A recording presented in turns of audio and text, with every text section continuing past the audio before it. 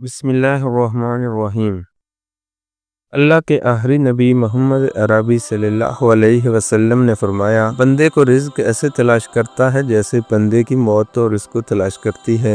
रिज़्क की तलाश मौत की तलाश से ज़्यादा कवी यानी मजबूत है, क्योंकि मौत पूरी रोज़ी खा लेने के बाद आती है, मगर रिज़्क हर वक्त आता रहता है। रब करीम फरमाता है कि अल्लाह है जिसने तुम्हें पैदा किया, फिर तुम्हें रोज़ी दी, फिर तुम्हें मारेगा, फिर तुम्हें जिलाई यानी ज़िंदा फरमाएगा। एक और रवायत में है, इंसान अगर मौत की तरह रिज़्क से भी भागे, जब भी रिज़्क उसे ज़रूर मिलकर ही रहेगा, जैसा कि मौत यकीनी तौर पर आकर ही रहती है।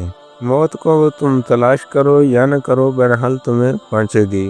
यूँ ही तुम रिज़्क तलाश करो या न करो, ज़रूर पहुँचेगा। हाँ, रिज़्क की तलाश सुन्नत है, मौत की तलाश ममनू, मगर हैं दोनों यकीनी। रिज़्क की कमी और माशी बदहाली की एक वजह अमूमी तौर पर इंसान रिज़्क की तलाश में ऐसा मगन रहता है कि मौत और आखिरत की फ़िक्र से यकसर गाफिल हो जाता है।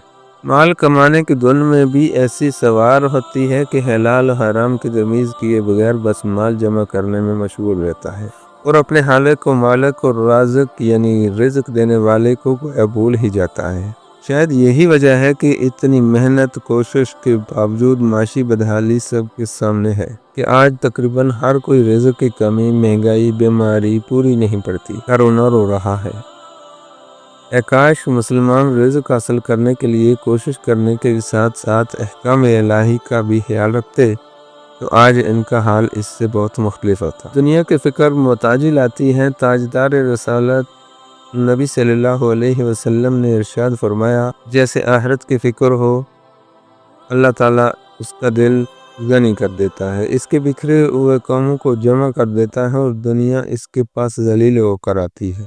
और जैसे दुनिया की फ़िक्र हो, अल्लाह ताला मोहताजी इसकी दोनों आँखों के सामने कर देता है, इसके जमा शुदा कामों को मुंतशिर कर देता है। हालांकि दुनिया से माल भी उसे इतना ही मिलेगा जितना उसके लिए मुकद्दर है। याद रखिए कि जो हमारे नसीब में है वो चल कर आएगा, और जो नसीब में नहीं है वो आकर भी चला जाएगा। वीडियो अच्छी लगे तो लाइक और सब्सक्राइब ज़रूर कीजिएगा, और एक प्यारा सा कमेंट कर दीजिएगा ताकि मज़ीद ऐसी वीडियो आपको मिलती रहे।